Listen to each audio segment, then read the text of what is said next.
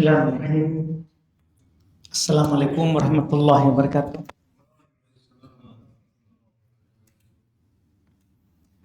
Alhamdulillahirabbil alamin. Wassalatu wassalamu ala rasulina wa nabiyina Muhammadin wa ala alihi wa ashabihi wa man tabi'ahum bi ihsan ila yaumiddin. Amma ba'd.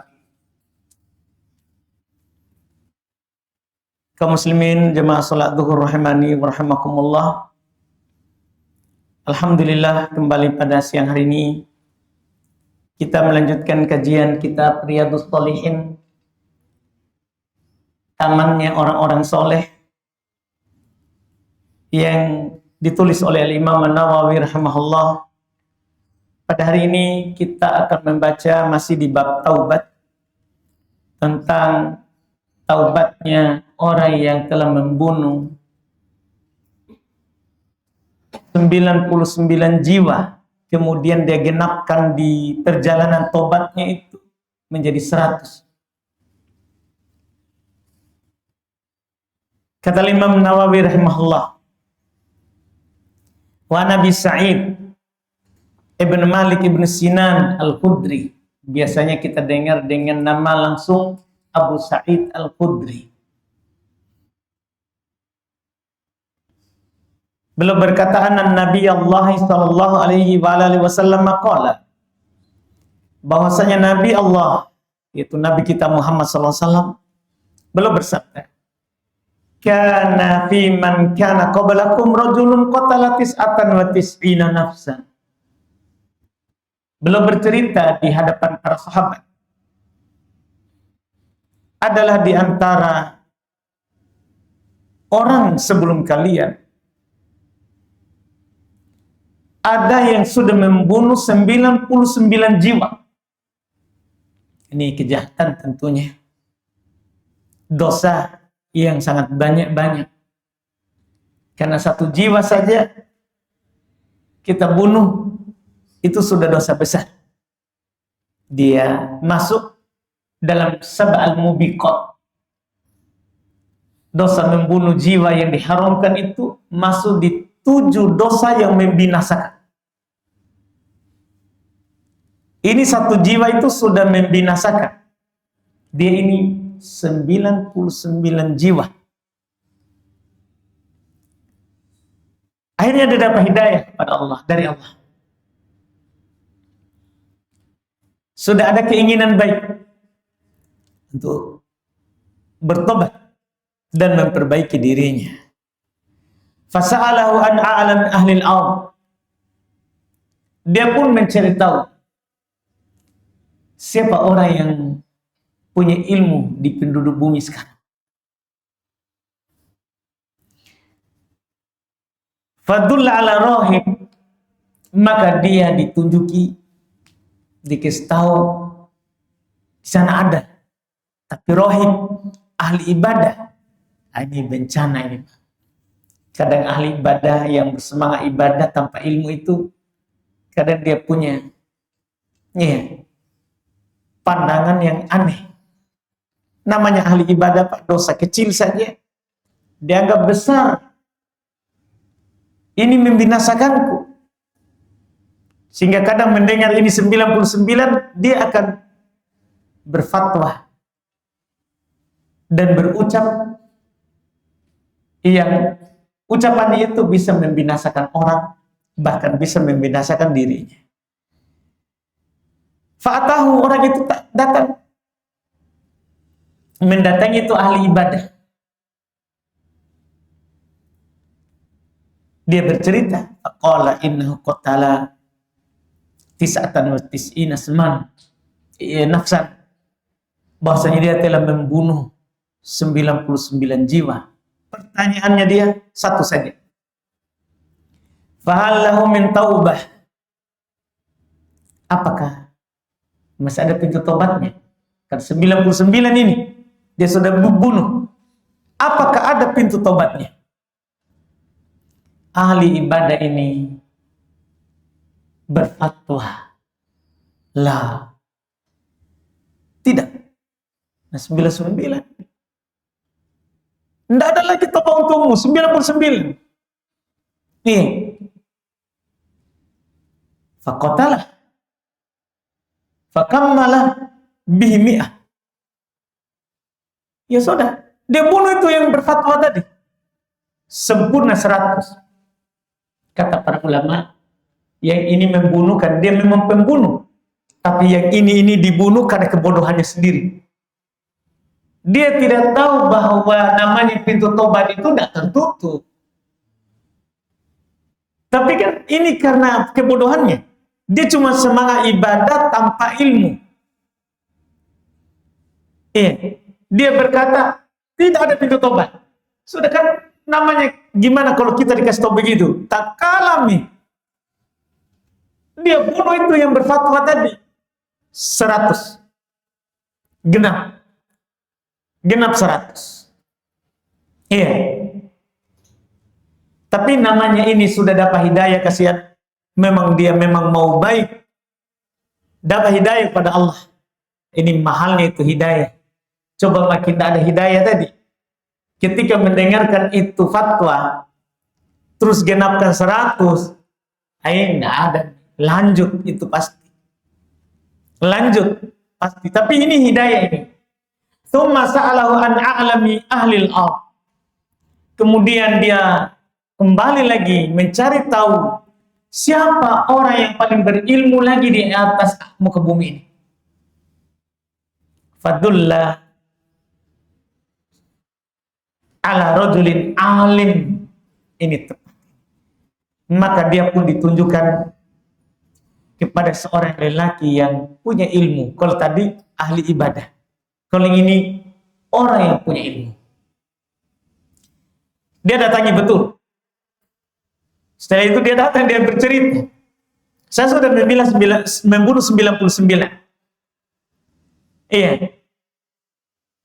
Dan dia bilang, dan sudah saya genapkan juga 100. Innahu qatala mi'at nafs. Bahwasanya dia telah membunuh 100 jiwa. Tentunya dia tidak ceritakan, Pak. Itu dia fatwakan tidak ada, jadi saya bunuh. Dia cuma bilang, saya telah bunuh 100. Iya. Fahallahu min taubah, apakah masih ada pintu tobatnya? Apa jawabannya? Ini orang kedua. Naam. Wa man yahulu bainahu wa bainat taubah. Tentu. Apa yang menghalanginya dengan taubat? Tidak ada yang menghalanginya. Nah, ini kan sudah sesuai ini. Seperti yang kita bahas pekan lalu. Bahwa pintu tobat itu tidak akan pernah tertutup kecuali ruh sudah sampai ke kerongkongan. Kecuali matahari sudah terbit di tempat terbenamnya. Baru tertutup. Sehingga jawaban ini adalah jawaban yang tepat. Tidak ada yang menghalanginya dari pintu tobat. Tidak ada yang menghalanginya dari Allah Subhanahu wa Ta'ala untuk kembali kepada ini. Tidak ada. Kita juga sudah baca di pertemuan sebelumnya bahwa innallaha yaqbalu at-taubah min ibadih. Allah itu menerima taubat dari hamba-hambanya. Iya, bahkan Allah katakan di Quran, iya, untuk menyeru hamba-hambanya yang telah melampaui batas. Untuk apa? La taqnatu min rahmatillah. Untuk tidak putus asa dari kebaikan Allah. Tidak boleh kita putus asa berapapun kejahatan. Orang ini berkata, tidak ada yang menghalangimu dari pintu tobat. Maka dengan itu dia pun berbahagia. Dia bertobat kepada Allah. Terus si alim tadi menasihatinya, intolik ila ardin kada wa kada. Kamu pergilah ke daerah itu. Yaitu dianjurkan jangan lagi hidup di situ. Karena kadang itu orang kalau sudah bertobat tapi masih di lingkungan pembunuh, jatuh lagi. Makanya kita dilarang berburu di perbatasan. Jengki suka di ujung-ujung antara boleh tidak. Jangan. Nanti kita jatuh sedikit. Dilarang mengembala di perbatasannya orang. Kasih jauh gembala anta. Karena bisa jadi itu sapi tak, kambing tak masuk memasukkan mulutnya, mengambil rumput sebelah. Kita juga begitu. Iya. Jadi di perbatasan saja, jangan. Di perbatasan ini dilarang. Apalagi masuk. Tidak boleh. Kalau mau kembali kepada Allah. Ini dibilang hijrah. Hijrah dari Makkah ke Madinah sudah tidak ada. Putus. Setelah Makkah ditaklukkan oleh Nabi, kata Nabi, la hijrah ba'dal yaum. Tidak ada lagi hijrah setelah ini. Maksudnya hijrah dari Makkah ke Madinah karena sudah jadi negeri kaum muslimin. Tapi ada hijrah yang tetap ada sampai hari kiamat, yaitu hijrah meninggalkan apa yang Allah larang. Iya, kepada apa yang Allah perintah. Meninggalkan daerah yang tidak bagus kepada daerah yang bagus. Ini tidak akan terputus sampai hari kiamat. Maka dianjurkan, pergilah kamu ke daerah sana. Fa inna biha unasun ya'buduna Allah fa'budillaha ma'ahum. Di sana ada orang-orang yang beribadah kepada Allah, maka kamu beribadahlah kepada Allah bersama mereka. Ini ada isyarat. Kita kalau mau rajin beribadah, tidak cukup kita sendiri semangat, tapi harus bergaul dengan orang-orang yang suka beribadah. Kita mungkin hafal, kalau tidak hafal sering mungkin baca Al-Kahfi. Ada ayat di Al-Kahfi itu memerintahkan supaya kita sabar dengan orang baik. Wasbir nafsaka ma'al ladzina yad'una rabbahum. Sabarkan dirimu bersama orang-orang yang beribadah kepada Rabbnya. Iya, sabarkan dirimu. Kenapa disuruh sabar? Karena orang yang beribadah kepada Allah itu banyak ujiannya terhadap kita. Kadang perbuatannya menjengkelkan. Kadang ucapannya tidak menjaga perasaan kita. Tapi lebih bagus kita sabar dengannya daripada kita sabar bersama orang yang tidak beribadah kepada Allah. Sedikit ujiannya. Karena setan tidak akan berbuat banyak kepada hati yang rusak. Kepada hati yang rusak. Memang kalau kita bergaul dengan orang jahat, sedikit ujiannya. Iya, kesabaran yang dituntut dari kita. Tapi kalau kita bergaul dengan orang baik, itu perlu kesabaran yang banyak. Makanya, mukmin yang terbaik adalah yang bergaul dengan orang dan bersabar terhadap gangguannya. Itu mukmin yang paling baik. Yang paling baik. Ini kata orang ini, dan ini syariat kita jelas. Kita harus bergabung bersama orang-orang baik dan beribadah kepada Allah bersama mereka. Karena berteman dengan mereka, kita lagi turun semangat, kita tetap pergi sholat. Karena teman tak aja, ini azan nih. Padahal kita lagi malas itu, lagi mau duduk-duduk santai-santai. Tapi kan ada teman tak sekantor, seruangan, ya ayo. Iya, saat kita futur, turun semangat. Tapi kan ada teman, akhirnya kita berangkat. Beribadah kepada Allah. Makanya dia katakan ini. Di sana ada orang yang beribadah kepada Allah. Ke sana kamu. Beribadahlah kepada Allah bersama mereka. Dia bilang, wala tarji ila ardik. Fa inna ardusu. Jangan lagi kamu kembali ke daerahmu. Karena daerahmu itu daerah yang tidak bagus. Iya. Tidak mungkin dia bunuh 100 kalau daerah itu bagus. Nih, ini sudah ada unsur lingkungannya menjadi sebabnya. Pantolak, Masya Allah dia ikut. Orang itu pun berangkat. Hatta idza nasafat thariq atahum maut qatlullah. Di pertengahan jalan sudah. Pertengahan ini antara daerah yang dia tinggalkan dengan daerah yang dia mau datangi. Datang kematian. Masya Allah. Datang kematian. Dicabut ruhnya. Fakta somat fihi malaikatul rahmah wa malaikatul adab. Berdebat. Berselisih. Malaikat rahmat yang mau membawanya ke surga. Dan malaikat adab berdebat, berselisih. Iya. Faqalat malaikatur rahmah, berkata malaikat rahmat, ja'a ta'iban muqbilan biqalbihi ilallah. Ini orang datang bertobat, menghadapkan hatinya kepada Allah, dia tinggalkan daerahnya. Dia mau ke sini ini memang mau berkembali kepada Allah. Tapi waqalat malaikatul adab, malaikat adab berkata, innahu lam ya'mal khairan qat. Dia belum melakukan kebaikan. Bahkan sudah membunuh 100 jiwa. Belum sempat beribadah, kan mau menuju tempat ibadah. Belum sempat ibadah. Maka fa'atahum malakun fi surati Adam. Datanglah malaikat dalam wujud manusia. Faja'aluhu bainahum hakaman.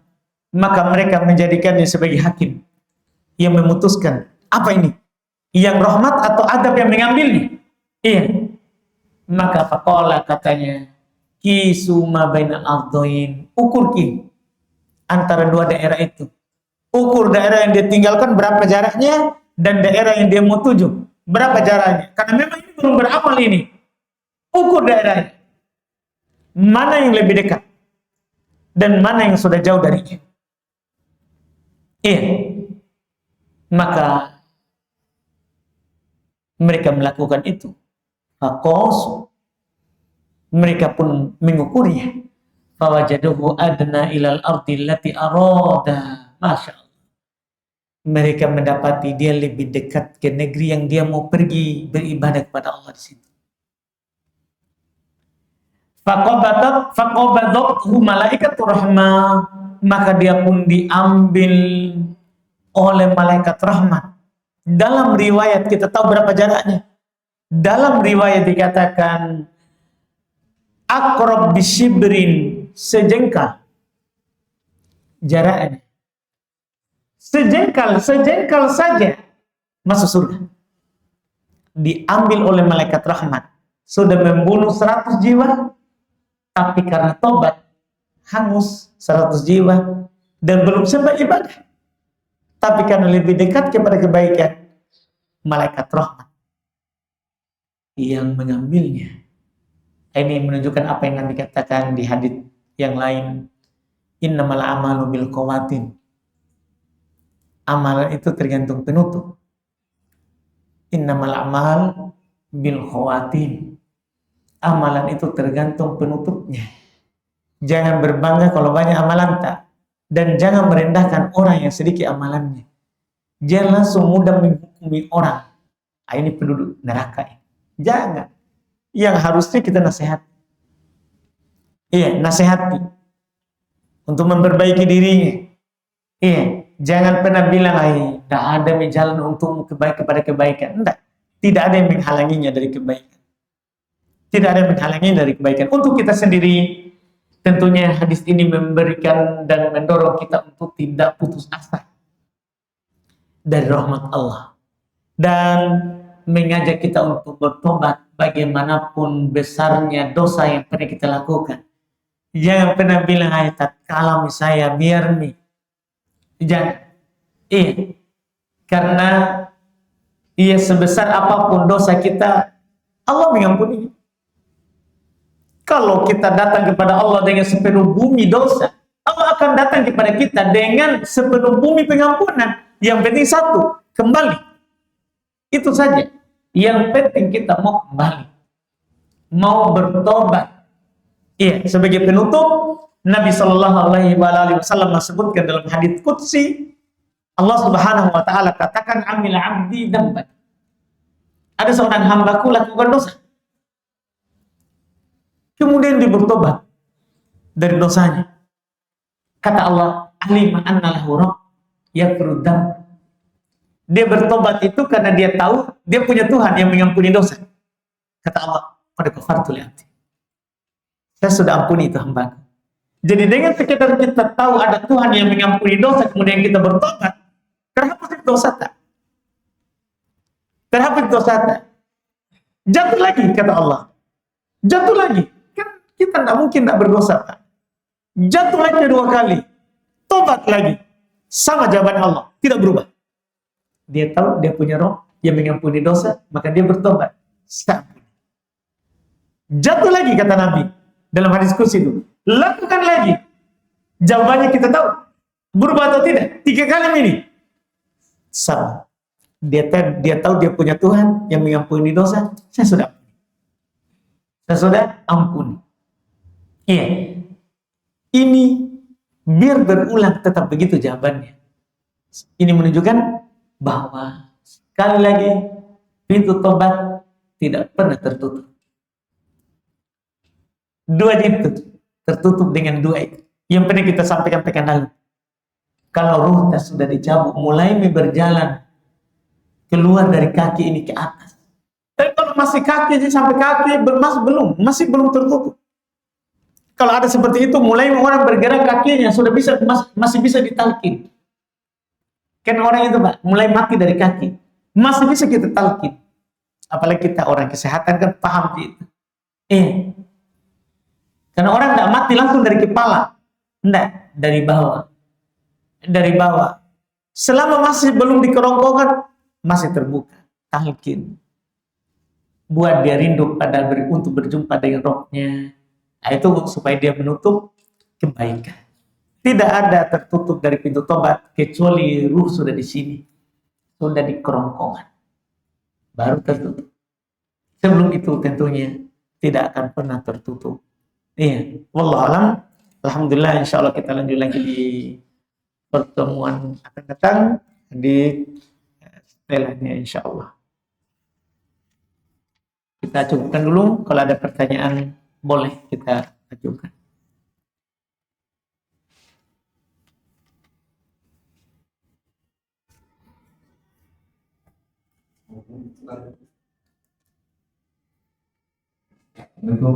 Waalaikumsalam.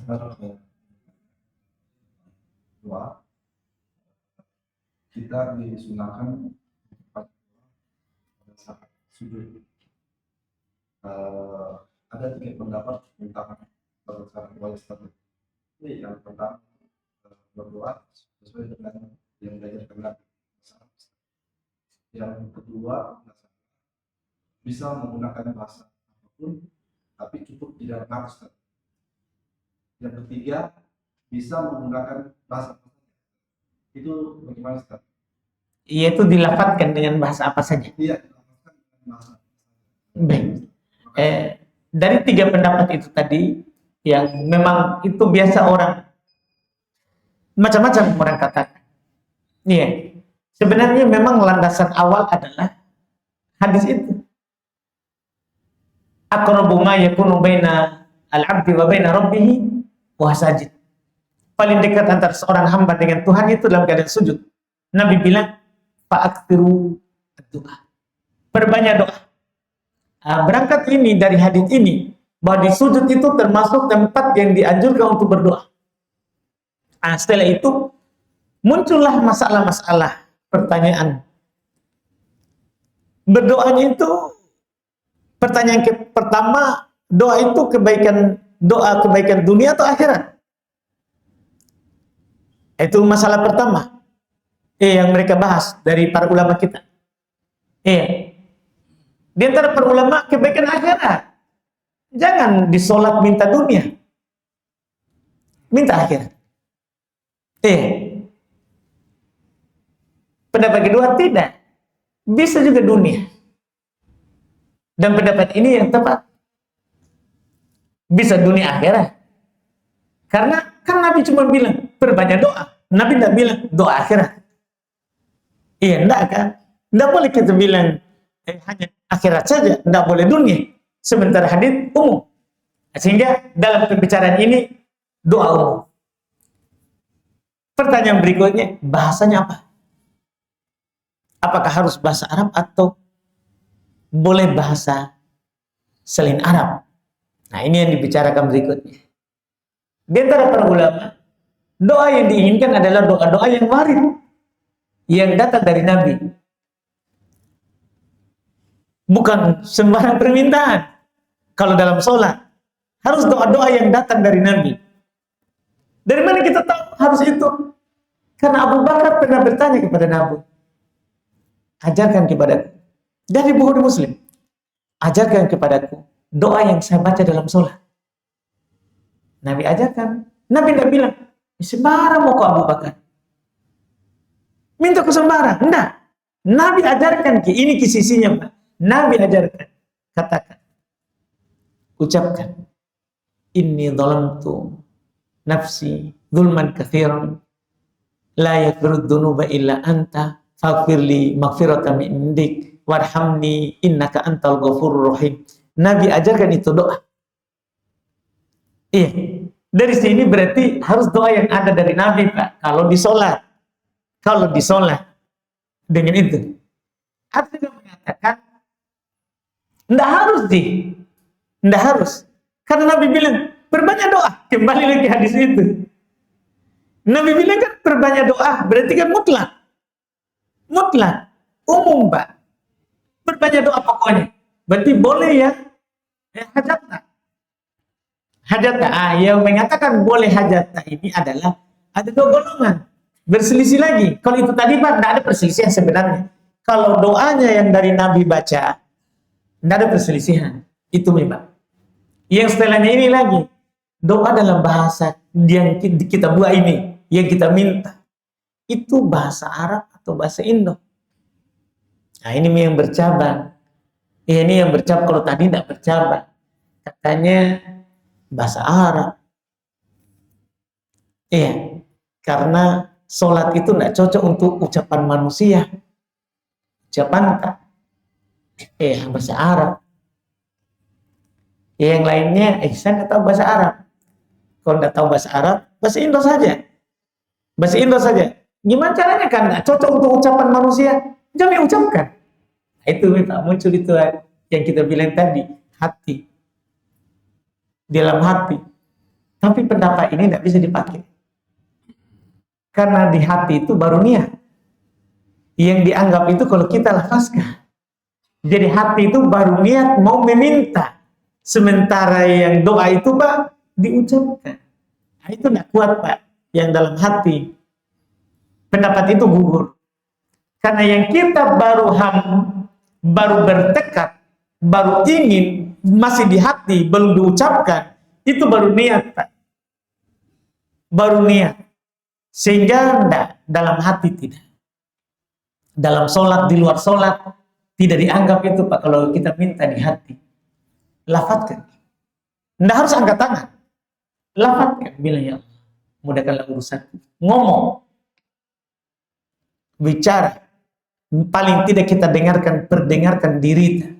Kalau tidak memperdengarkan orang lain. Harus berucap. Karena rata-rata doa para nabi, para rasul, dan orang-orang soleh, semua mereka berucap. Bukan di hati. Iya, bukan di hati. Jadi gugur kalau yang itu, Pak. Sisa setelahnya diucapkan dalam bahasa kita ini. Boleh atau tidak, itu lagi yang bermasalah. Kalau kita memilih pendapat yang hati-hati, jangan dipaksa. Lebih selamat adalah kita kalau doa dalam sholat, doanya dengan yang datang dari Nabi. Kalau belum tahu lafadznya dan lafadz kita itu adalah permintaan, tidak ada dalam lafadznya Nabi, tidak ada dalam lafadz Quran, tidak ada ini. Tapi kita mau minta, jangan paksakan di sholat, jangan dipaksakan ini yang dihilang. Kan banyak waktu mustajabah, jangan dipaksakan di situ. Ada antara adzan dan iqamah, doa pakai bahasa tak. Ada di sepertiga malam terakhir yang jelas-jelas Nabi katakan siapa yang meminta akan kuberi, kata Allah. Itu di sepertiga malam terakhir yang sebelum adzan subuh. Minta pergi saja di situ.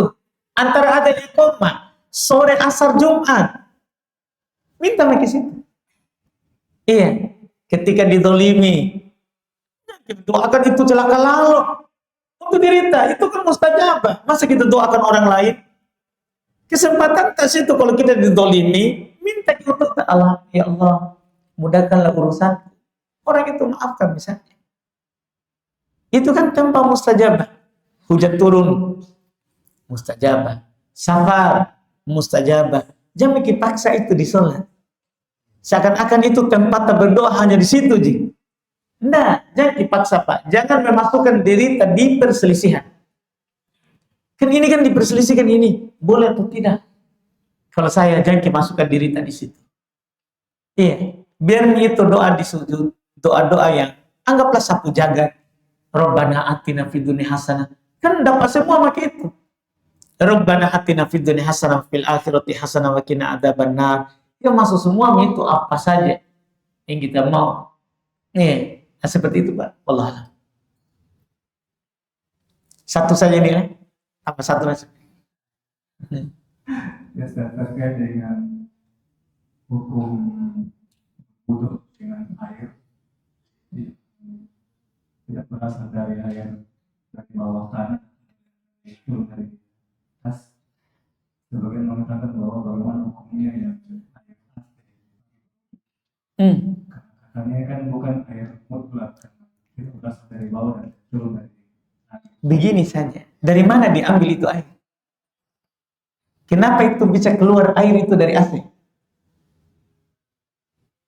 Itu jadi pertanyaannya. Bukankah yang diambil dari udara, masuk di outdoornya, kemudian masuk di dalam indoornya, dari indoor kan keluar. Bukankah itu dari udara? Atau memang itu mata airnya langsung dari AC? Tidak mungkin kan?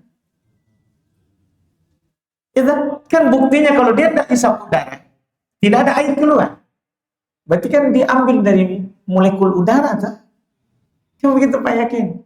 Jadi terlalu berani kalau bilang airnya AC itu bukan dari langit, bukan dari turun dari langit dan bukan yang keluar dari bumi. Nah, ini hawa apakah yang keluar dari tanah atau yang dari udara dari atas? Boleh kita berwudu dari air AC.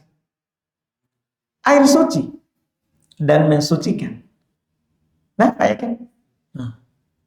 Yang tidak boleh itu yang sudah bercampur dengan zat lain. Yang dari langit atau dari bumi, tapi bercampur dengan zat lain. Zat lain ini ada dua. Ada zat suci, maka air itu suci tapi tidak bisa dipakai bersuci. Ada zat najis, maka air itu menjadi air najis, tidak boleh bisa dipakai bersuci dan tidak bisa dipakai untuk konsumsi yang selain tidak bersuci. Begitu. Tapi bolehlah Pak Yakin lihat, cari tahu ilmunya, AC itu dari mana airnya. Bolehlah Pak. Pekan depan kita kasih faedahnya. Iya. Alhamdulillah. Baik, kita cukupkan. InsyaAllah kita lanjut lagi di pertemuan akan datang. Iya, di kitab ini, kitab Riyadhus Shalihin. Kita cukupkan dulu. Subhanallah. Assalamualaikum warahmatullahi wabarakatuh.